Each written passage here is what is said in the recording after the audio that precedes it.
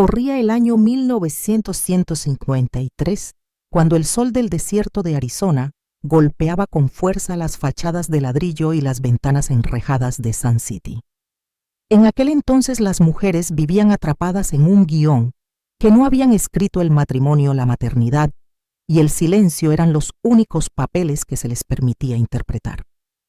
Imagina a una jovencísima Martha Jean Thompson, de apenas 15 años, despachando frascos de jarabe y pastillas en la farmacia de su padre, con el uniforme impoluto y el cabello recogido en un moño sencillo, sin sospechar siquiera lo mucho que un anillo podía cambiarle la vida.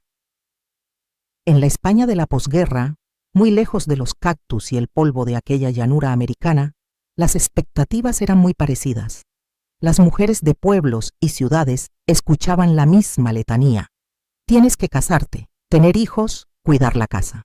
Igual que Marta, muchas adolescentes españolas de los años 50 soñaban con la independencia y la carrera, pero se encontraban con muros de estigma y prejuicio tan altos como las montañas que rodean Pamplona o al pie de Sierra Nevada. Entonces no existían líneas de ayuda ni centros especializados en violencia de género. En Estados Unidos la palabra divorcio estaba cargada de escándalo y vergüenza. En España tampoco estaba mejor visto. Quienes denunciaban abusos se arriesgaban a que las autoridades les dijeran que su marido era un buen hombre, un cabezazo no es para tanto. Las leyes apenas reconocían el maltrato doméstico como delito. El Código Penal español de la época lo consideraba materia casi privada, y en Arizona los recursos sociales se limitaban a la caridad de unas pocas religiosas o a los consejos pietistas de clérigos que decían tilde a tu esposo de terco con la paciencia cristiana.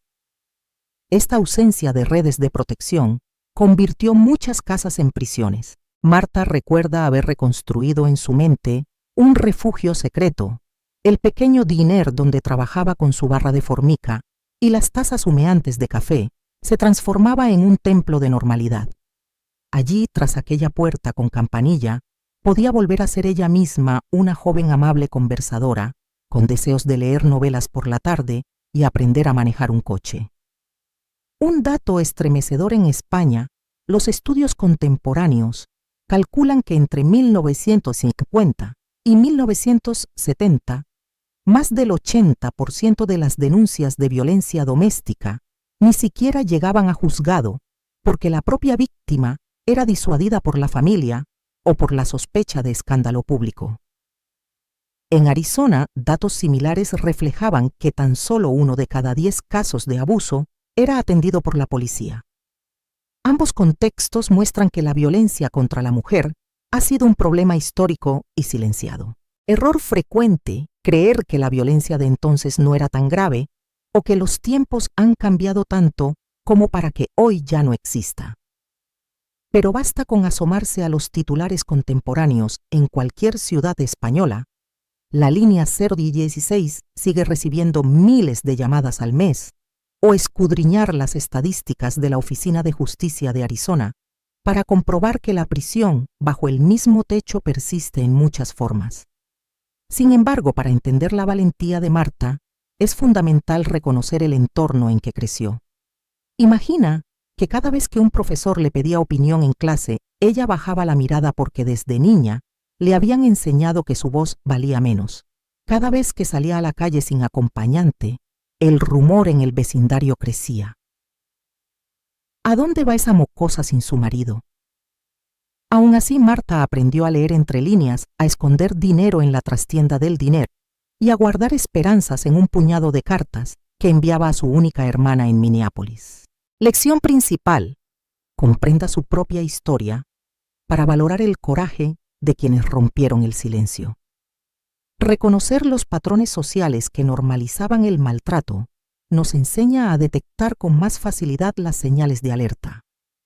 Una bofetada disfrazada de lección o un empujón justificado, como exceso de trabajo, no son episodios aislados, sino eslabones de una cadena que debemos aprender a romper. Hoy en el siglo XXI, disponemos de mecanismos que Marta ni siquiera soñó: líneas telefónicas de ayuda anónimas, en toda España refugios disponibles las 24 horas, protocolos policiales específicos y campañas de sensibilización en los colegios. Aún así, la pregunta que persiste es la misma. ¿Cómo lograr que quien sufre encuentre el valor de pedir ayuda antes de que sea demasiado tarde? Para responder, vale la pena recordar la primera lección de la historia de Marta. El contexto importa. Saber que durante décadas la ley y la sociedad dieron la espalda a las mujeres abusadas nos debe empujar a no ignorar el dolor ajeno, a no normalizar un chiste sobre la mujer que se pone dramática y a tender la mano en lugar de guardar silencio. Con esta mirada puesta en el pasado y las herramientas que hoy tenemos a nuestro alcance, podemos preparar el terreno para profundizar en el mecanismo que atrapó a Marta el ciclo del amor y la violencia. Ese círculo vicioso que seduce con promesas y arranca con una sola vez para luego incubar el terror silencioso en el hogar.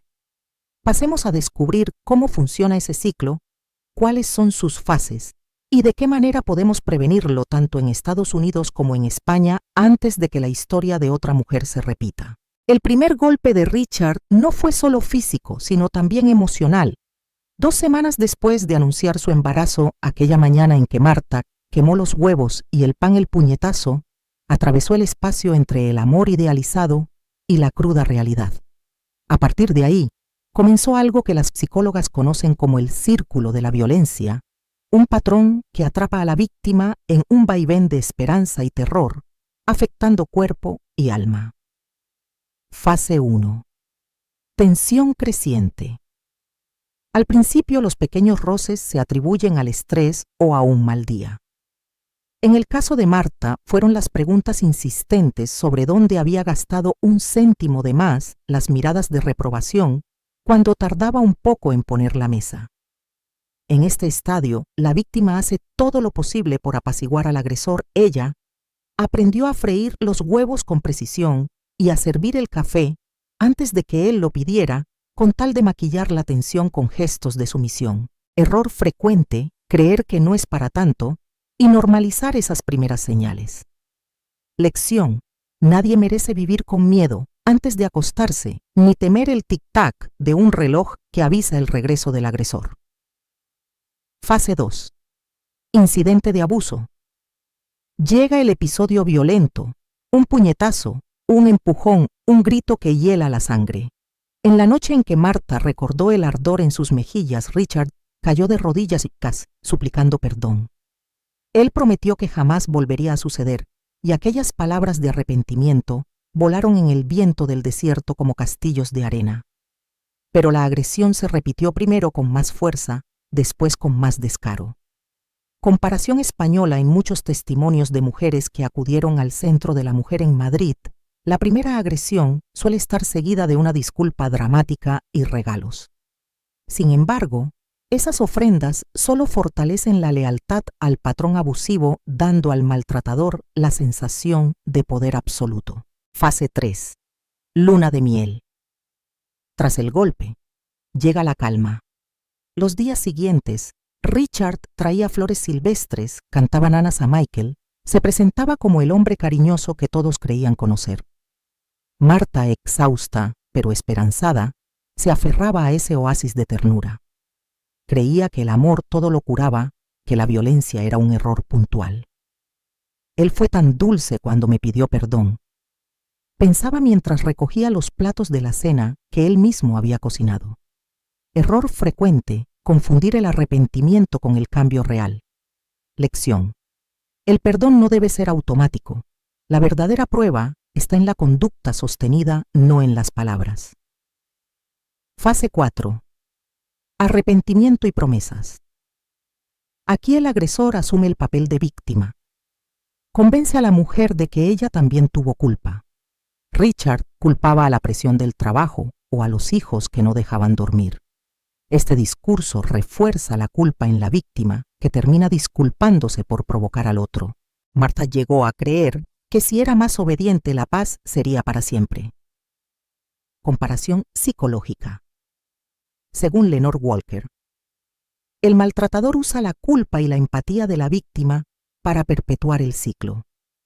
En España, Estudios de la Universidad de Barcelona indican que la mayoría de las mujeres maltratadas aceptan la responsabilidad en un 70% de los casos, convencidas de que su actitud o su vestimenta desencadena la violencia. A este ciclo, un término periodístico lo ha llamado la montaña rusa del terror, tras una subida de tensión y la caída del incidente. La promesa de calma alienta la esperanza solo para reiniciar el viaje al primer vagón de la atracción. Cada vuelta consolida al agresor en su dominio y erosiona la autoconfianza de la víctima, quien llega a pensar que no merece nada mejor. Señales de alerta tempranas. Control de movimientos y contactos. Richard llegaba tarde sin avisar, luego interrogaba a Marta sobre cada llamada o factura. Celos injustificados, reproches por saludos a vecinos o clientes en el diner, menosprecio constante, frases como «tú no puedes decidir sola» o «sin mí serías nada». Estas dinámicas no ocurren de golpe. Se instalan con sutileza, un consejo tras otro, estructuras psicológicas de dominación que hacen creer a la mujer que perdería todo si se atreviera a cuestionar. ¿Cómo romper el ciclo? Documentar pruebas, fotos de lesiones, testigos, mensajes de texto. Hablar con un profesional, psicóloga, abogado, línea de ayuda en España 016 en EEU. El National Domestic Violence Hotline. Contar el plan a alguien de confianza, hermana, amiga, vecina, como hizo Marta con Caroline. Marta tardó meses en animarse a que alguien supiera la verdad. Su pastor la instó a rezar más, no a denunciar. Pero Caroline, al detectar el miedo en el niño Michael, entendió que solo la intervención de una red cercana podía salvarlos. En España, organizar un paquete de emergencia con copias de documentos y dinero escondido en diferentes sitios de la casa es una práctica recomendada por las asociaciones de apoyo. El círculo no se rompe con una sola llamada ni con una sola noche fuera del hogar. Requiere un cambio profundo, tomar conciencia de que el amor no duele, que los celos excesivos no son una prueba de pasión y que la independencia personal no amenaza a la pareja, sino que puede salvar la vida. En la siguiente sección exploraremos cómo Marta cimentó su supervivencia diaria, el empleo en el diner, el ahorro secreto bajo el suelo, las cartas cifradas que mantuvieron viva su esperanza. Veremos qué errores evitó y cuáles otras estrategias de resiliencia podemos aprender para, llegado el momento, ejecutar un plan de escape efectivo y recuperar la libertad arrebatada. Cada mañana Marta atravesaba el dintel del diner con una mezcla de alivio y ansiedad. Allí, entre el tintineo de las tazas y el aroma del café recién hecho, parecía recuperar algo de normalidad. Pero sabían ambas, ella y Caroline, su hermana, que aquella rutina era también su estrategia de supervivencia. Mantener un empleo estable le daba a Marta no solo un techo y un plato de comida, sino también un respiro mental y, lo más importante, un ingreso propio del que nadie podía apoderarse con facilidad. Marta aprendió pronto a esconder fragmentos de su sueldo en pequeños botes de trasero de estantería dentro de la caja registradora e incluso cosiéndolos en el dobladillo de su delantal. En España, las asociaciones de víctimas suelen recomendar una táctica similar: guardar algo de efectivo en un sobre sellado y otro pequeño colchón en una cuenta bancaria online con contraseña solo tuya. La doble vía, dinero físico y digital, es una barrera ante la posibilidad de que el maltratador revise bolsos o sobres. Comparación práctica. Ocultar en casa, fácil acceso, pero riesgo de ser descubierto si él registra cajones o armarios. Cuenta oculta, más seguro, pero requiere cierta confianza en el sistema bancario y acceso a Internet, sin contraseñas guardadas en el móvil. Al principio Marta vacilaba. ¿Y si Richard revisa la correspondencia y descubre un extracto bancario? Con Caroline pusieron de acuerdo que la documentación confidencial, extractos, información de refugios, números de abogados, saldría por el buzón de una vecina de absoluta confianza, una señora mayor que siempre recibía con sonrisa su correo de costura. En España, un punto seguro como ese puede ser en la sede de una ONG local o incluso el buzón de una amiga que viva a más de 5 minutos de tu casa donde el maltratador no piense mirar nunca. Además del dinero, el plan incluía la documentación. La experiencia de Marta enseñó que sin papeles DNI, pasaporte, certificado de nacimiento de su hijo, uno se convierte en un fantasma burocrático. Por eso, cada cierto tiempo pedía duplicados de actas en el registro civil, los guardaba en un sobre de plástico y los escondía entre las sábanas de invitados o dentro del atlas de geografía que Richard nunca hojeaba. Hoy, los protocolos en España indican también guardar fotos recientes del agresor en caso de denuncia o de orden de alejamiento y tener copias en un USB protegido con contraseña. Error frecuente: creer que si ocurre algo ya saldré corriendo con lo que tenga a mano. Lección: planificar con antelación garantiza que, llegado el momento de huir, no pierdas minutos vitales buscando documentación. La correspondencia secreta fue otro pilar. Mrs. Abernathy, la vecina de Caroline, se prestó como conducto, recogía las cartas de Seattle y las guardaba en la cesta de fruta, donde Richard nunca solía mirar. Entonces Marta leía el contenido en la cocina cuando él trabajaba, memorizaba cada línea y, acto seguido, quemaba el papel en el fregadero para que no quedara rastro. El olor a goma quemada se diluía en el humo del café matutino. Nadie sospechaba. Comparación emocional: Marta, memorizar para preservar la esperanza. Hoy en día, aplicaciones con cifrado de extremo a extremo permiten enviar mensajes seguros, pero aún así se recomienda un respaldo offline, una libreta oculta, porque cualquier tecnología puede fallar. Simultáneamente trabajaba horas extra. A veces Rosie, la dueña del diner, cambiaba horarios y Marta aceptaba sin preguntas. Aquella generosidad de Rosie, una decisión de horario, era un salvavidas que Marta aprovechaba para ir al banco o a la biblioteca, donde investigaba leyes de violencia doméstica. Ahora en España, los ayuntamientos organizan talleres de empoderamiento y redes de voluntarios que pueden acompañar a las víctimas a estos trámites. Así, la supervivencia de Marta no fue solo individual, se sustentó en una pequeña red de personas dispuestas a ayudar. Otra pieza clave fue el soporte psicológico. Aunque el pastor local sugería más rezos en 1968, Marta encontró a la doctora Sarah Cohen, una médica que entendía de huesos rotos y de espíritus quebrados. No hablaba de divorcio demasiado arriesgado, pero le proporcionó folletos de un refugio en Phoenix y números de servicio legal gratuito. En España, hay despachos de abogados en las casas de la mujer y muchas veces ofrecen consultas iniciales sin coste. Esa primera toma de contacto fue decisiva para que Marta comprendiera que no estaba sola y que existían opciones reales. Error frecuente: creer que nadie me entiende y cerrarse en uno mismo. Lección: acudir a un profesional, psicólogo, trabajador social, puede abrir puertas invisibles y generar un plan de acción. Con el tiempo, Marta fue elaborando una hoja de ruta mental. Sabía que el día D tendría que coincidir con una ausencia prolongada de Richard, un turno extra en construcción, una borrachera que le mantuviera fuera de casa.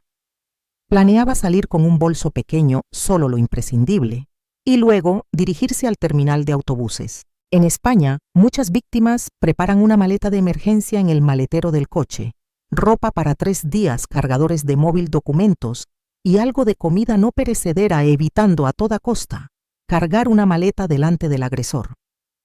Para llegar a esa fase, la constancia fue la palabra clave. Cada dólar que Marta escondía bajo la madera iba sumando libertad.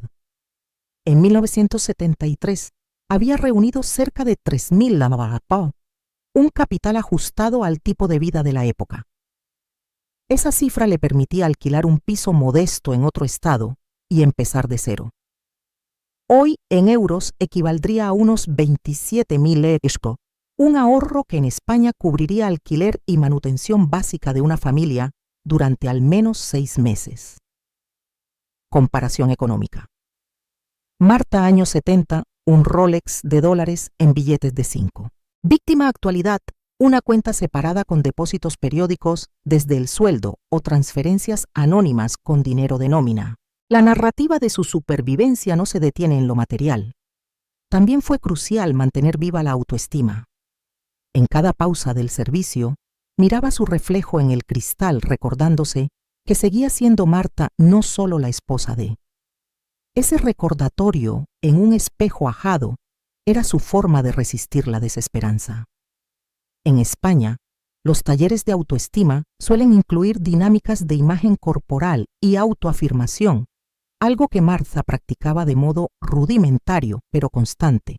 Un libro de poesía en el bolsillo, un verso al caer la noche, para recordarse que era digna de un futuro mejor. Al acabar cada turno, se dirigía a la casa con pasos medidos, entraba por la cocina para que él no viera la furgoneta del vecindario o las cartas que pudiera dejarle Caroline. Cada gesto, cada detalle, formaba parte de una coreografía silenciosa de libertad. Era un trabajo emocional y físico en paralelo, servir café con sonrisa, esconder chequera con mano temblorosa, subrayar en un folleto el número de la comisaría local, y luego volver a su casa santuario para planear el siguiente movimiento. Hoy sabemos que la clave para una huida segura es la sincronización de todos estos elementos, documentos, dinero, red de apoyo, y un plan B si el plan A falla. Marta tuvo que improvisar cuando descubrió que Richard había cambiado la ruta al trabajo. En ese instante, su ahorro extra en el banco le permitió pagar un taxi que la acercara al terminal de autobuses en lugar de cruzar toda la ciudad. Esa flexibilidad es esencial. No basta con un plan rígido, sino con la capacidad de adaptarse bajo presión. Así, durante 15 años, Marta construyó un sistema de resiliencia cotidiana. Con cada dólar guardado, con cada carta leída y quemada, con cada conversación robada a escondidas, moldeaba su propia libertad.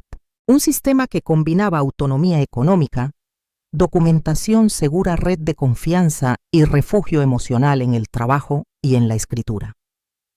En la siguiente sección exploraremos el momento decisivo, la llegada de la carta de Michael con su propio plan de rescate.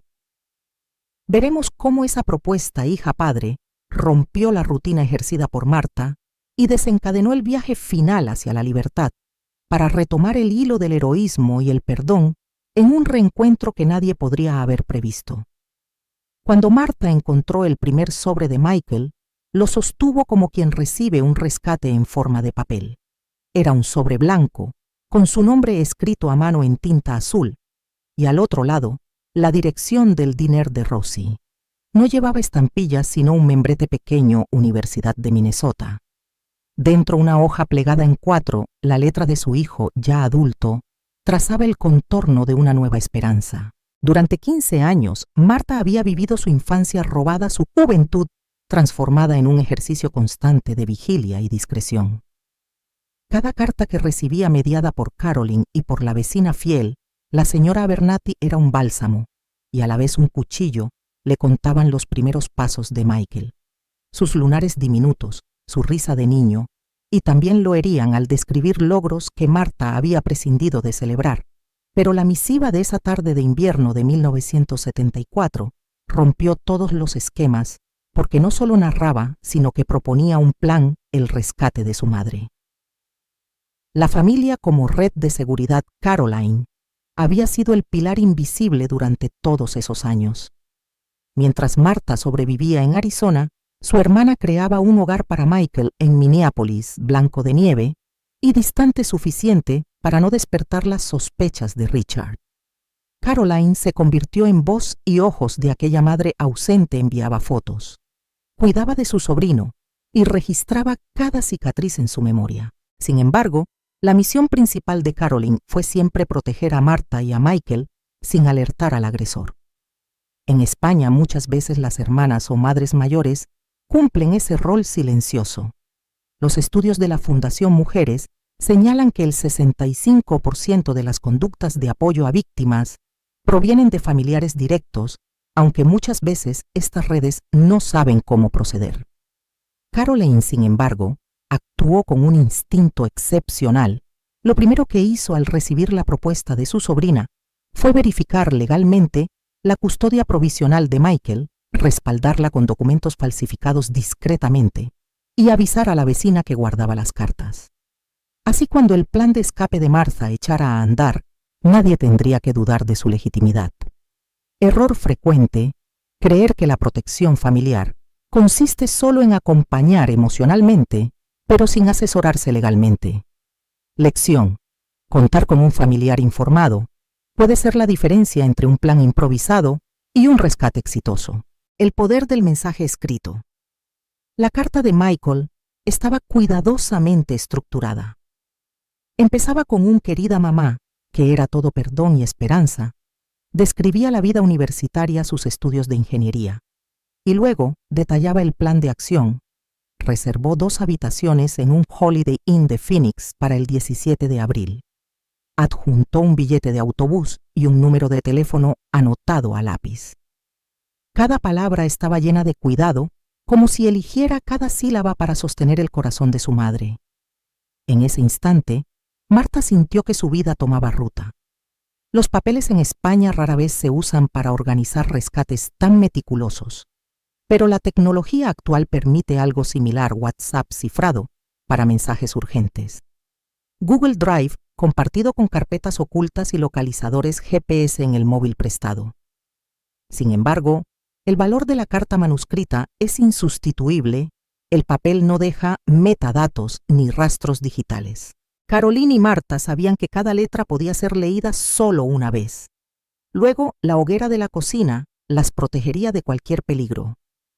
Comparación hoy: muchos confían en lo digital, pero la privacidad absoluta solo la asegura un documento físico y confidencial, como hacía Martha.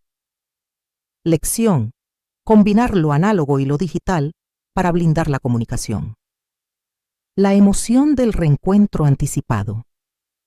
Cada día que pasó hasta el 17 de abril, Martha releyó la carta en la cocina con el grifo abierto para que el sonido del agua enmascarara sus sollozos. Imaginó el abrazo con su hijo, las lágrimas de alivio, la sorpresa de sus ojos cuando viera a la madre desdentada de cabellos plateados.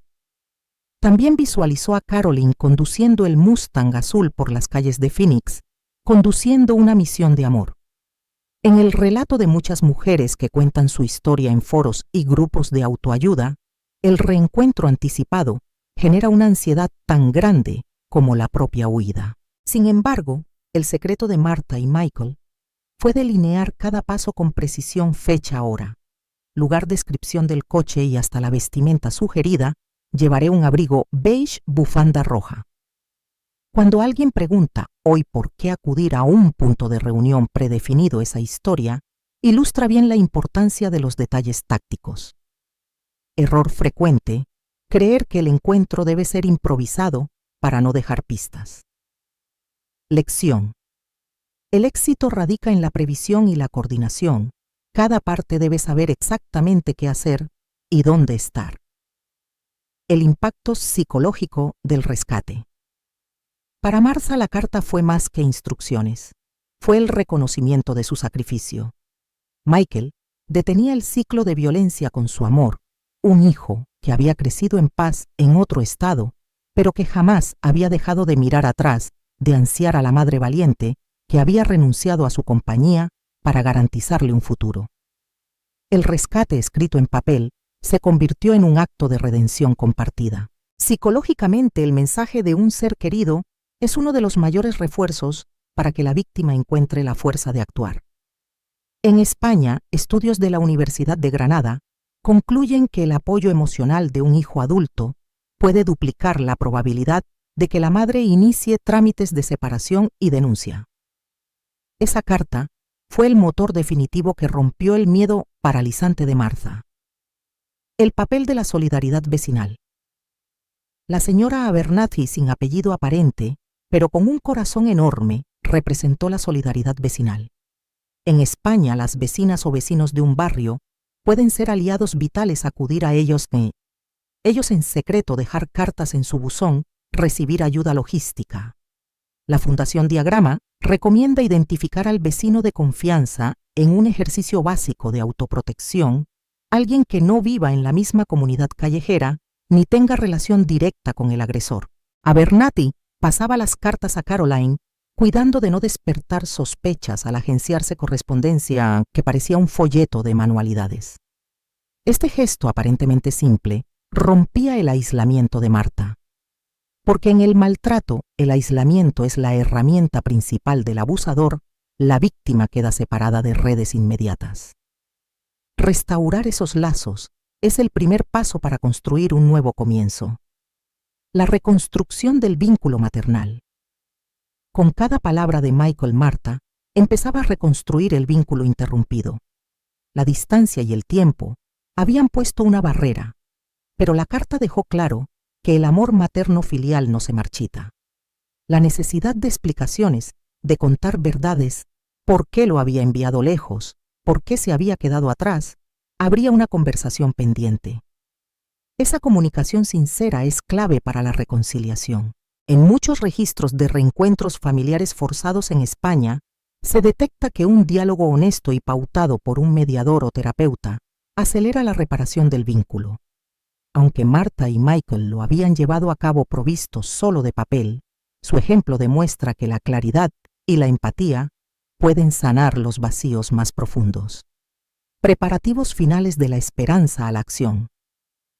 La carta no solo alentó el espíritu de Marta, sino que sirvió como lista de control para ultimar los detalles $342 escondidos en bolsillos fronterizos de distintos uniformes.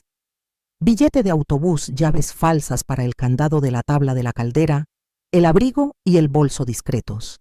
Cada punto del plan estaba anotado en los márgenes de la hoja, como si Michael hubiera subrayado con cariño el futuro que compartían.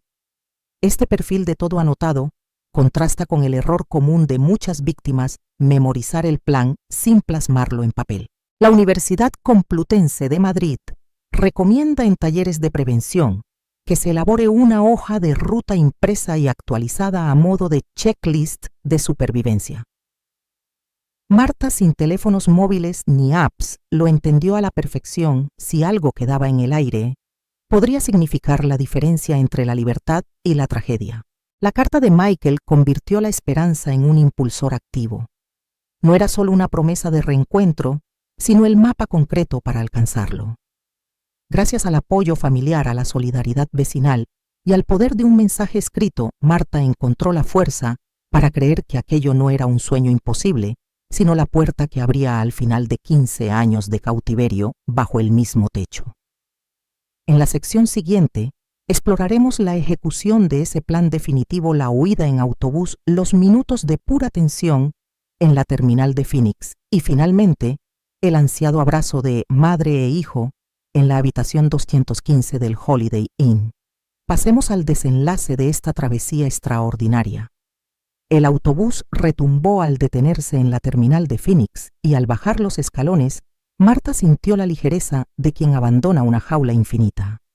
Su maleta pequeña golpeó el suelo con un eco breve, como un anuncio. Ya no hay vueltas atrás, hay vuelta atrás. Afuera la ciudad brillaba bajo un sol de media tarde que ardía en el asfalto. Pero Marta había aprendido que la libertad no se mide en grados centígrados, sino en latidos de esperanza.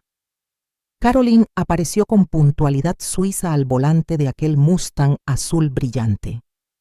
Sus ojos se empañaron al ver a Marta, no ya la chica asustada de 15 años, sino una mujer de 46, con hombros rectos y mirada firme.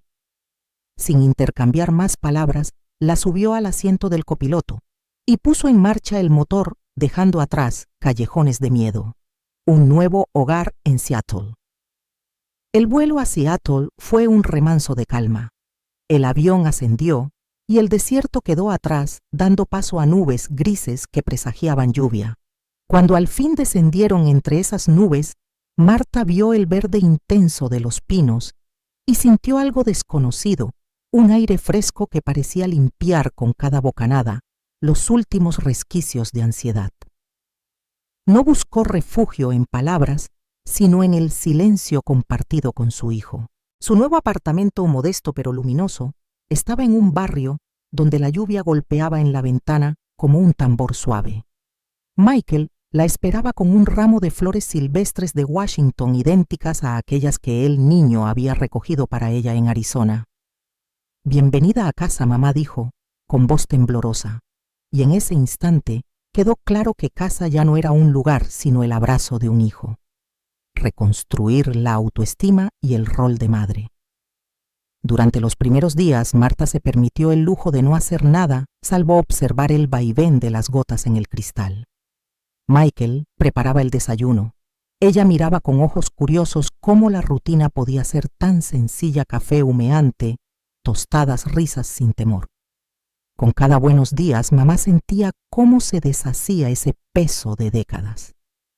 En España, los programas de reinserción social incluyen talleres de desarrollo personal, pintura, escritura autobiográfica, clases de informática. Marta no necesitó cartillas oficiales. Retomó la lectura de poesía, compró un cuaderno y comenzó a escribir sus experiencias, no para revivir el dolor, sino para ordenarlo, transformarlo en relato y compartirlo con otras mujeres que pasaban por lo mismo.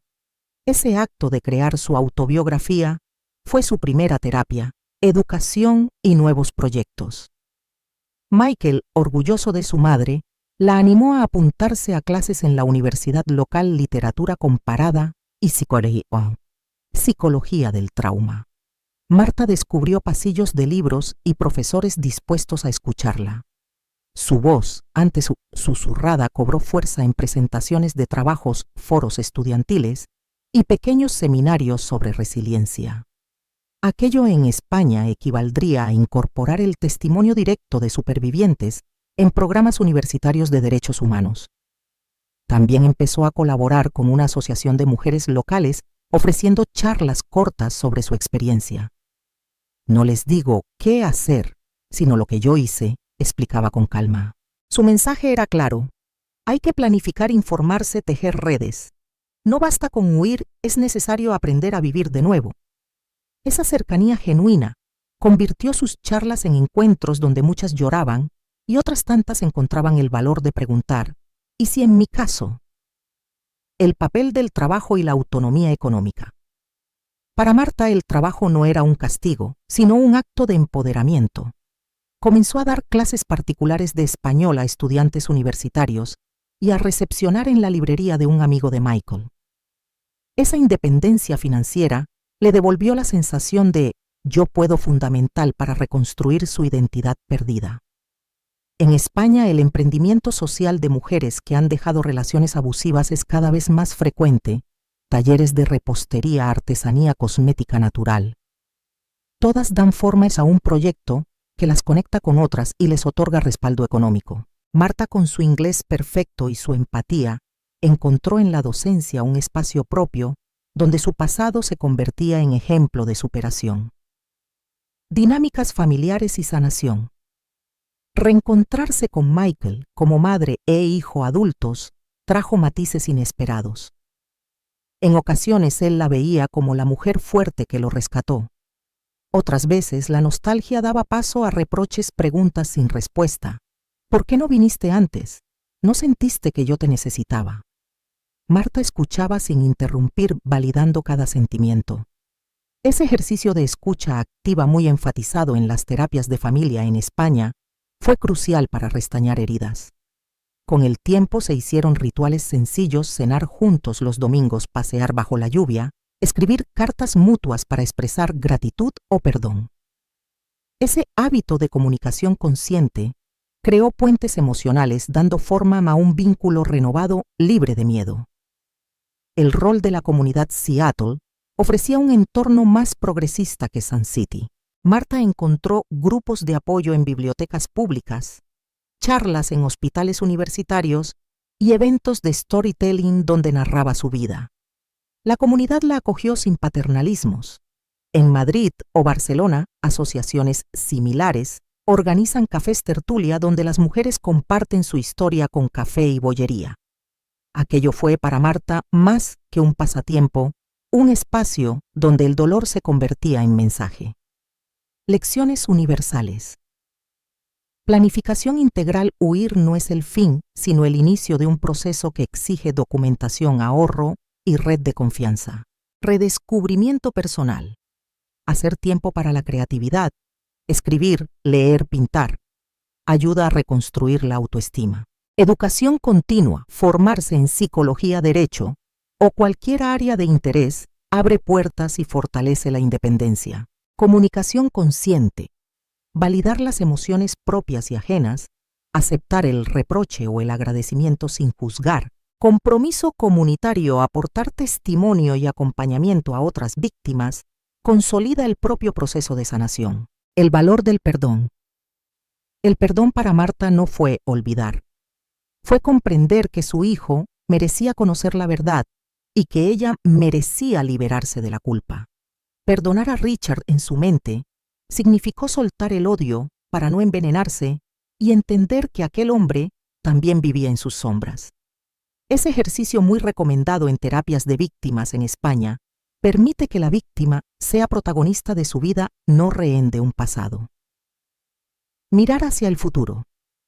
Hoy Marta camina bajo los pinos de Seattle con paso firme. Ya no se pregunta si volverá a sentir miedo.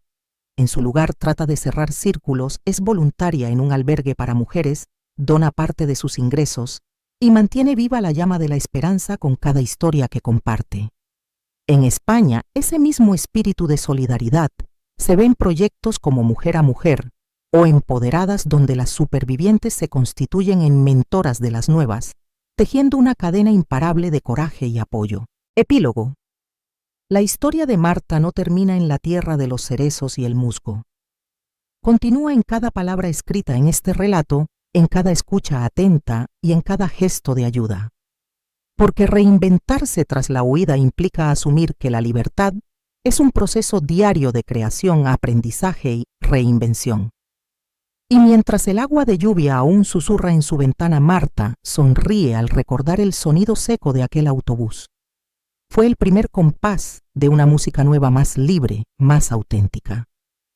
Una música que, como ella, ha aprendido a resonar con la fuerza del perdón, la ternura de un hijo y la certeza de que a cualquier edad siempre es posible volver a empezar.